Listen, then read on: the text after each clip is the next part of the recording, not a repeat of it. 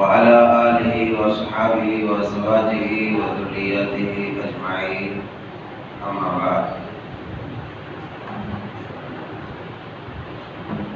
عن ابن مسعود رضي الله تعالى عنه أنه كان يكبر في أيام التشريق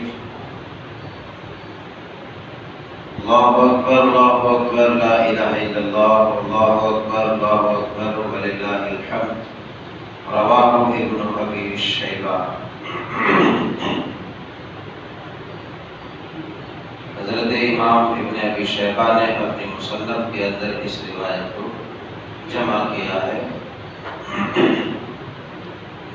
آج کے اس مختصر درس میں عید کے متعلق چند اہم مسائل جانیں گے انشاءاللہ تبارک و تعالی.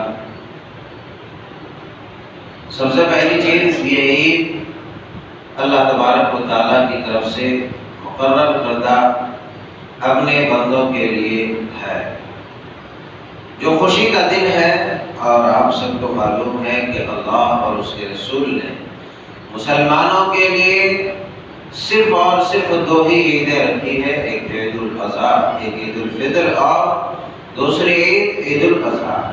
تیسری کوئی عید نہیں ہے. ساتھ ہی ساتھ یہ بھی معلوم ہونا چاہیے کہ یہ عید اللہ تبارک و تعالیٰ کی طرف سے مقرر کردہ ہے، یہ کسی انسان کا بنایا نہیں ہے. یہ جو چاہے جب چاہے جہاں چاہے عید بنا لے، اور جس صورت میں ہو جس چیز کو چاہے عید کا نام دے دے. اگر ان دونوں عیدوں کے علاوہ کوئی عید تیسری مناتا ہے تو وہ شریعت کے خلاف کام کرتا ہے، ناجائز کام ہے، غلط کام ہے، بدعات ہے، حرام ہے. یہ عید کا دن ہے کیا؟ یہ در حقیقت تشکر کا دن ہے، شکریہ کا دن ہے کہ اللہ تبارک و تعالیٰ کے نیک بندے ایک مہینہ رمضان المبارک کے روزے کا بھرپور اہتمام کرتا ہے، اللہ کی توفیق سے روزے رکھتا ہے، نمازیں ادا کرتا ہے، قیام اللیل کرتا ہے اور دیگر اذکار کرتا ہے. ان تمام عبادات کو بجا لانے کے لیے اس کے بنا پر اللہ تبارک و تعالیٰ کا شکریہ ادا کیا جاتا ہے.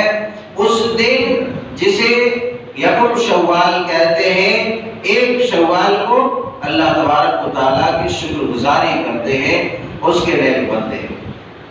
وہ لوگ جن لوگوں نے روزوں کا، نمازوں کا، قیام کا اہتمام کیا، ایسے لوگ، ان لوگوں کے لیے تو عید ہی نہیں ہے بیچاروں کے لیے. جس نے روزے نہیں رکھے، جس نے نمازیں نہیں پڑھی، وہ تو پہلے سے غریب تھا، اس کے پاس کچھ ہے ہی نہیں، تو شکریہ کی چیز کا ادا کرے گا.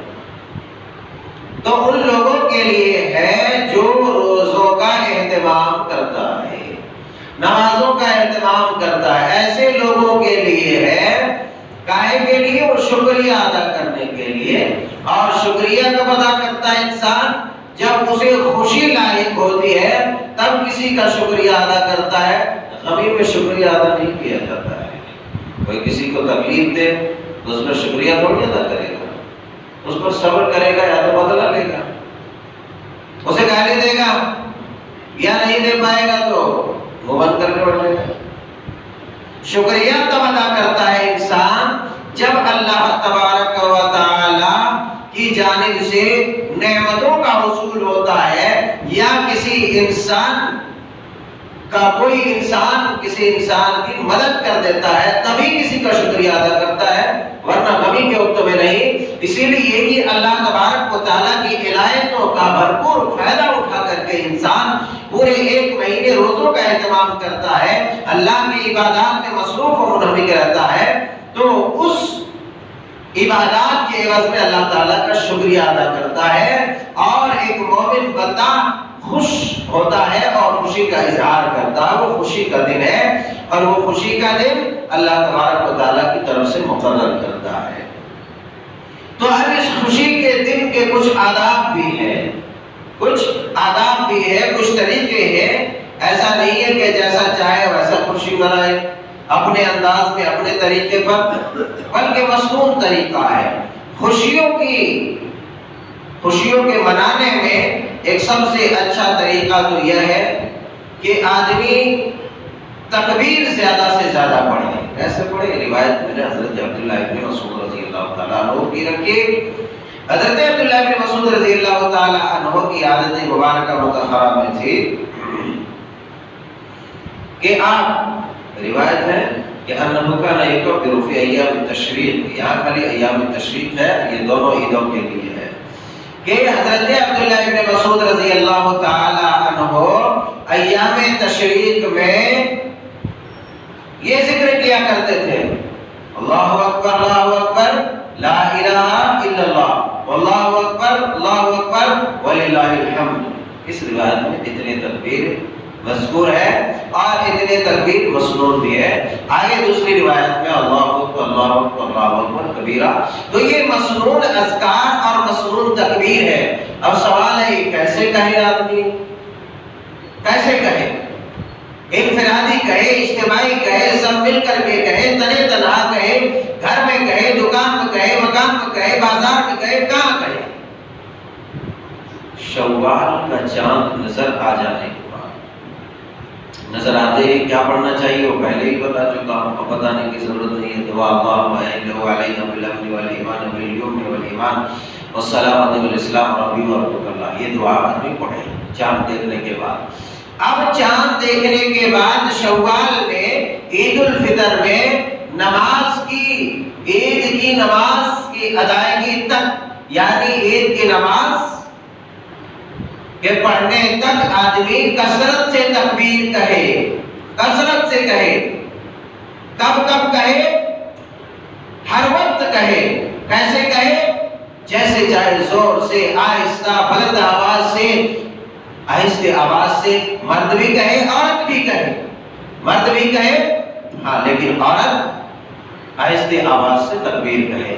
مرد بلند آواز سے. چونکہ عبداللہ بن مسعود رضی اللہ تعالیٰ عنہ کے بارے میں آتا ہے روایات میں کہ وہ جب بازاروں میں چلتے تھے تو زور زور سے کہتے تھے اللہ اکبر لا الہ الا اللہ. کہے کے لیے اس کا فائدہ کیا؟ اس کا فائدہ کیا؟ اس کا فائدہ یہ تھا کہ حضرت عبداللہ ابن مسعود رضی اللہ تعالیٰ عنہ جب پڑھتے تھے زور زور سے تو بازار میں عام طور پر لوگ غافل ہوتے ہیں، لوگوں کو یاد نہیں رہتا، وہ اپنے دھن میں ہے، خریداری کر رہا ہے، کچھ کر رہا ہے، تو لوگ بھول جاتا ہے ایسے وقت میں بہت زیادہ بیزی ہو جانے کی وجہ سے. عبداللہ ابن مسعود رضی اللہ تعالیٰ عنہ یا غالباً عبداللہ ابن عمر رضی اللہ تعالیٰ عنہ یہ زور زور سے تکبیر اس لیے پڑھتے تھے تاکہ دوسرے لوگ بھی سن کر کے یاد کرنے کرے نہیں یہ تکبیر پڑھنے کا وقت ہے، یعنی اللہ تبارک و تعالیٰ کی بڑائی بیان کرنے کا وقت ہے، یہ ایام تشریق ہے، یہ عید کے اوقات ہے. تو شوال میں چاند دیکھنے سے لے کر کے عید کی نماز کی ادائیگی تک، عید کی نماز کے بعد ضروری نہیں ہے آپ پڑھیں تو آپ کے لیے فائدہ ہے، بس مسنون یہی ہے کہ وہاں تک پڑھیں. اچھا یہ ایام یہ بقرعید جسے عید الاضحیٰ کہتے ہیں یہاں تک پڑھنا ہے یا 9 شوال سے لے کر کے 13 شوال شام تک، 13 شوال شام تک آپ کو تکبیرات پڑھنے ہیں. تو یہاں اور وہاں تھوڑا سا فرق ہے. وہ اتنے دن آپ کے عید کے لیے ہے، یہ ایک دن آپ کے عید کے لیے ہے. تو یہاں پر کثرت سے آپ کو تکبیر پڑھنا. بعض لوگ کیا کرتے ہیں، چونکہ اس کی بھی وضاحت ضروری ہے، بعض لوگ کرتے کیا ہے بھائی، چونکہ ہم لوگ اہل حدیث ہیں اور قرآن و سنت کو اچھی طرح سے چاہتے ہیں کہ ہم فالو کریں، اچھی طرح سے چاہتے ہیں کہ ہم بیان بھی کریں اور ہم اس پر عمل بھی کریں، سنت کے خلاف کوئی ہمارا عمل نہ جائے، اللہ ایک غلطی ہو جائے، خطا ہو جائے، نسیان ہو جائے. بعض لوگ کیا کرتے ہیں، ٹولیوں کی ٹولی جاتے ہیں تو ایک آدمی بچھڑا آگے آگے رہتا، وہ نعرہ لگاتا ہے اللہ اکبر اللہ اکبر، سب ایک ساتھ کہتا ہے. یہ اجتماعی نہیں، اجتماعی نہیں. آپ انفرادی طور پر زور زور سے پڑھیں، آہستہ پڑھیں، کوئی مذائقہ نہیں ہے. لیکن کوئی کہے کہ نہیں فلاں صاحب پڑھائیں گے قافلہ بنا کر کے، یہ درست نہیں ہے، یہ درست نہیں ہے. دیکھنے میں تو بہت اچھا لگتا ہے، دیکھنے میں تو بہت اچھا لگتا ہے. کوئی ضروری نہیں ہے کہ ہر اچھی لگنے والی چیز اچھی ہو. حسین صاحب کے نقش و نگار خوب، لیکن حسین صاحب کے نقش و نگار خوب، لیکن نگاہ زہر پہ رکھو ہاتھ بن جائے گی۔ صاحب کتنا خوبصورت ہوتا ہے، دل چاہتا ہے اسے پکڑ لے، چوم لے، گلے پہ لٹکا لے، لیکن آدمی خالی اس کی خوبصورتی دیکھ کر کے پکڑنے جائے گا تو وہ مر جائے گا، مر جائے گا۔ تو کسی چیز کی خوبصورتی پر نہیں نگاہ رکھنی چاہیے، بلکہ اس کی حقیقت و ماہیت پر نگاہ رکھنی چاہیے کہ جس طریقے سے سانپ بڑا خوبصورت ہوتا ہے، لیکن اس کی خوبصورتی کے وجہ سے اگر کوئی پکڑنے جائے تو اسے ڈنک مارے گا اور وہی گرا دے گا، وہی اس کا کام تمام ہو جائے گا۔ ارے نگاہ اس کی زہر پہ رکھو کہ اس کا زہر کتنا خطرناک ہے اور اس کا اثر کتنا خطرناک ہے۔ اگر میں اس کو پکڑنے کے لیے جاؤں گا تو مار جائے گا۔ اس لیے بہت سارے اعمال ایسے ہوتے ہیں جو دیکھنے میں تو بہت خوبصورت لگتے ہیں۔ آپ کا کیا خیال ہے عید میلاد النبی کے بارے میں؟ کیا اچھا نہیں دکھتا ہے؟ نہیں دکھتا ہے؟ شعبان کے 15ویں رات کو عبادت کرنے میں کیا اچھا نہیں دکھتا ہے؟ قبروں کی زیارت کرنا اچھا نہیں دکھتا ہے؟ کہاں اچھا نہیں دکھتا؟ سب دکھتا ہے اچھا، مگر یہ دیکھنا ہے کہ اس کی ماہیت کیا ہے، اس کی حقیقت کیا ہے، آیا وہ رسول اللہ صلی اللہ علیہ وسلم کی سنت سے ثابت ہے یا نہیں۔ بعض لوگ کہتے ہیں ارے مولوی صاحب یہ بھی تو ذکر ہے، ایسا بھی تو صحیح، کیسے ذکر ہے بھائی؟ اس کی اصل حقیقت سے اگر آپ ہٹا کر کے کر رہے ہیں تو وہی آپ کے لیے بجائے ثواب کے بجائے عذاب بن جائے گا۔ آپ اپنی مرضی چلائیں گے، ہم اپنی مرضی چلائیں گے، یہ کیسے ہو سکتا ہے؟ نہیں ہوگا یہ۔ تو جو مسنون ہے، آدمی انفرادی طور پر تکبیر خوب پڑھے، کوئی وظائفہ نہیں ہے۔ اب جماعت بنا کر کے ایک آدمی پڑھائے گا تو سب پڑھیں گے، یہ کوئی جماعت تھوڑی ہے کہ 4 رکعت امام صاحب پڑھائیں گے تو پڑھیں گے، 2 رکعت امام صاحب پڑھائیں گے تو پڑھیں گے، جی نہیں۔ آپ انفرادی طور پر خوب پڑھیں، کثرت سے پڑھیں، جتنا ہو سکے پڑھیں، یہ ایک بہت بڑی خوشی ہے عید کے دن کی۔ اچھا، اس کے بعد آئیے، عید کے دن نہانا مستحب ہے۔ اگر کوئی نہیں نہاتا ہے تو زور زبردستی نہیں کہ زبردستی اس کو نہانا ہی پڑے گا، نہانا مستحب ہے۔ اسی طریقے سے عید الفطر کے لیے کھجور کھا کے جانا عیدگاہ سنت ہے۔ عیدگاہ کھجور کھا کے جانا سنت ہے۔ بعض لوگ کہتے ہیں کوئی بھی میٹھی چیز کھا کے جانا، احادیث کے اندر جو ہے وہ کھجور کا لفظ ہے، یا آپ صلی اللہ علیہ وسلم یا آپ کے ساتھ کھجور کھا کے جاتے تھے، چونکہ وہ رسول غذا وہی ہوا کرتے تھے، تو کھجور کھا کے جانا سنت ہے۔ اسی طریقے سے خوشبو وغیرہ لگانا سنت ہے، مسنون ہے، مستحب ہے۔ نیا کپڑا پہننا یہ بھی مستحب عمل ہے، اپنی حیثیت کے مطابق آدمی نیا کپڑا پہنے، اچھا کھائے، اس میں کوئی مذائقہ اور کوئی زور زبردستی نہیں ہے۔ وہ خوشی کا دن ہے اور مسلمانوں کے لیے عظیم خوشی کا دن ہے۔ اللہ تبارک و تعالیٰ جو ہے ہم سب کو اپنے انعامات سے، اپنے فضل سے، اپنے کرم سے نوازے۔ اسی طریقے سے آدمی، چونکہ آج کل تکبیر بھی مفقود ہوتی چلی جا رہی ہے، تکبیر کی بات چلی تھی، تکبیر آدمی نہ مردوں میں ہے نہ عورتوں میں ہے، بیچارے سب اپنے اپنے کام میں مصروف ہے، یہ لاؤ وہ لاؤ، بزی ہے۔ کس کو یاد ہے؟ کس کو یاد ہے؟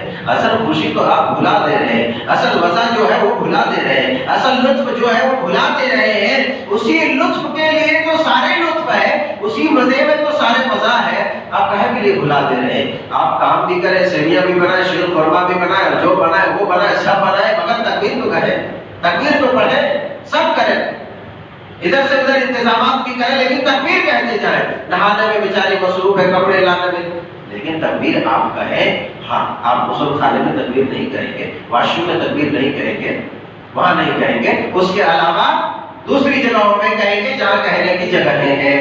تو تکبیرات ہر حال میں کہنی چاہیے۔ اسی طریقے سے آدمی کو نہا دھو کر کے عیدگاہ کی طرف جلدی نکلنا چاہیے۔ ہمارا کیا ہے؟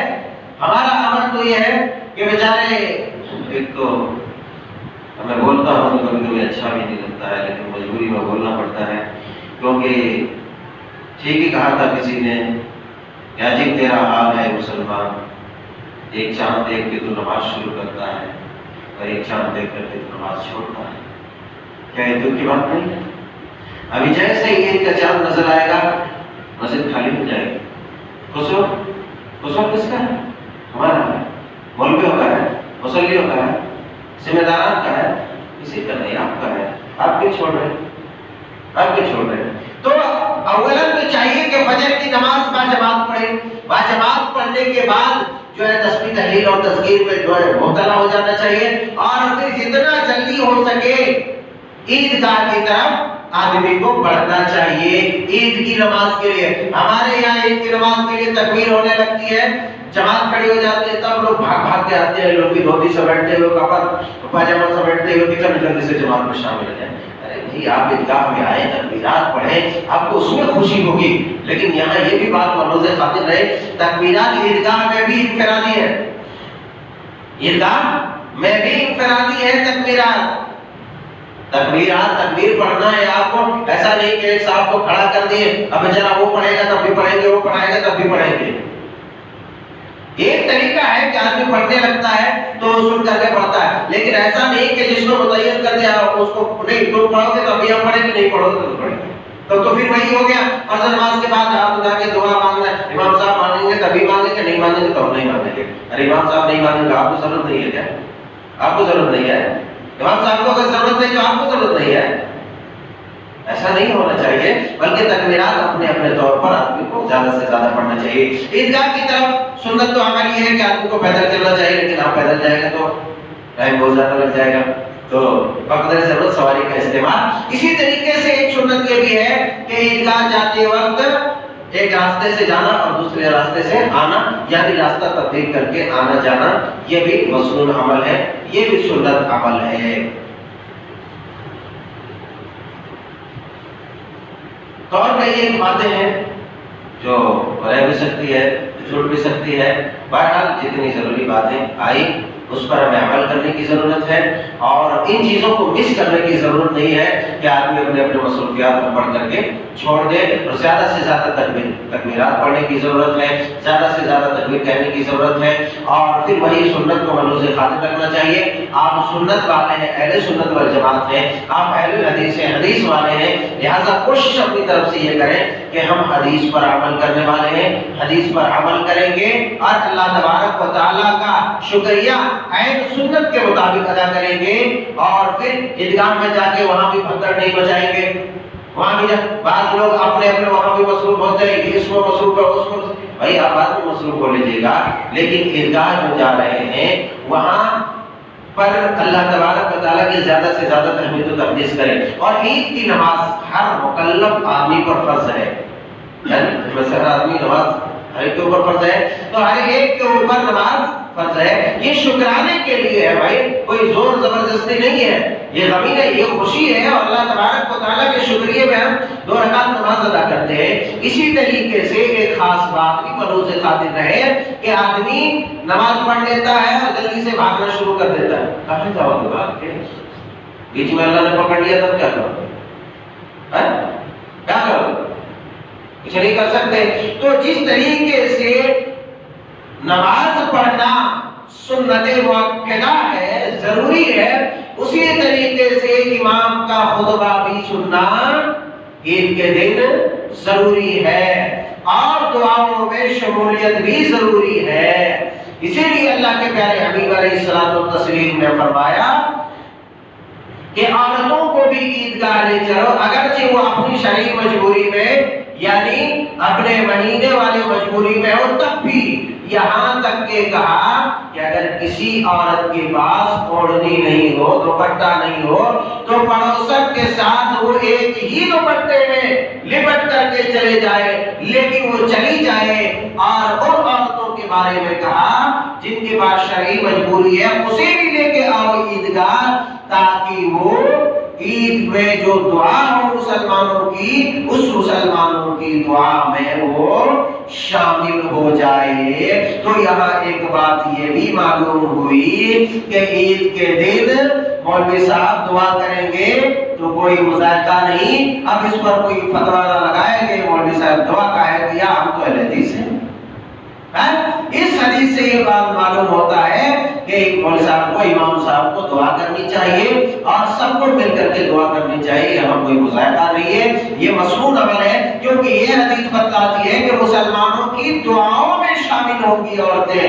یہ بات اس بات کا خلاصہ اس حدیث پاک سے ہو جاتا ہے، تو مسلمانوں کی دعاؤں میں شامل، اور اسی طریقے سے وہاں بھی صدقہ و خیرات کو منون سے خاطر رکھنا چاہیے، کیونکہ اللہ کے پیارے حبیب علیہ السلام نے مردوں میں خطبہ دے لیا اور عورتوں کے بیچ آپ تشریف لے گئے اور تمہیں کہا کہ تصدقنا، تم لوگ صدقہ کرو۔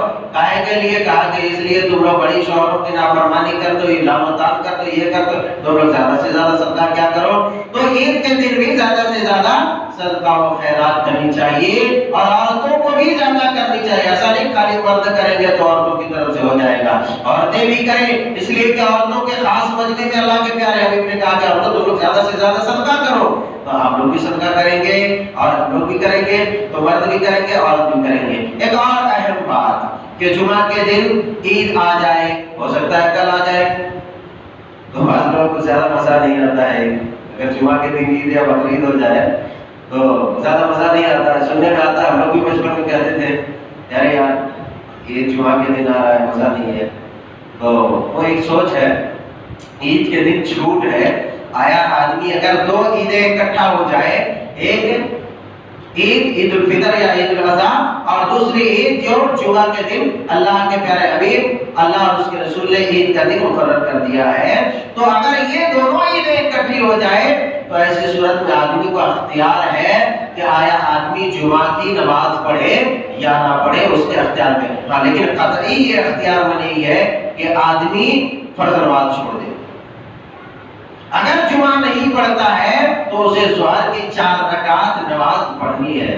تب تو لگتا ہے کہ یہاں کچھ اپنے میں گھاٹا ہی ہے، جمعہ پڑھیں گے تو 2 رکعت پڑھنا پڑے گی، ظہر پڑھیں گے تو 4 پڑھنا پڑے گا، تو جمعہ بہتر ہے۔ بہر صورت آدمی کو چھوٹ دے دیا ہے شریعت نے کہ اگر کوئی جمعہ نہیں پڑھنا چاہے کہ کون جائے 1 گھنٹہ آدھا گھنٹہ وہاں کہے بیٹھ کر کے عوام لے جو گئے اور نیند آئے وغیرہ وغیرہ، تو ایسی صورت میں اس کے لیے چھوٹ ہے۔ لیکن ظہر کی نماز 4 رکعت پڑھنی ہے، اس میں کوئی چارہ کار نہیں ہے، چاہے جماعت کے ساتھ پڑھے چاہے انفرادی پڑھے، بہرحال پڑھنی ہے، ظہر کی نماز پڑھنی ہے اگر جمعہ نہیں پڑھتا ہے۔ اور جمعہ میں سمجھتا ہوں کہ بھائی جمعہ پڑھ لینا چاہیے آدمی کو، کیونکہ ہو سکتا ہے آئندہ جمعہ آپ کو نصیب نہ ہو، تو اس طرح سے پڑھ لینا چاہیے۔ بس یہ مختصر باتیں میں نے آپ کے سامنے رکھی، اور ہو سکتا ہے بہت ساری باتیں چھوٹی بھی ہوگی، مگر ضرورت ہے کہ جتنی باتیں آئیں اس پر عمل کرنے کی اور مصنوع طریقے سے عیدگاہ جانے کی، مصنوع طریقے سے ہمیں عید کی نماز ادا کرنے کی، خطبہ سننے کی، اور ابھی اسی طریقے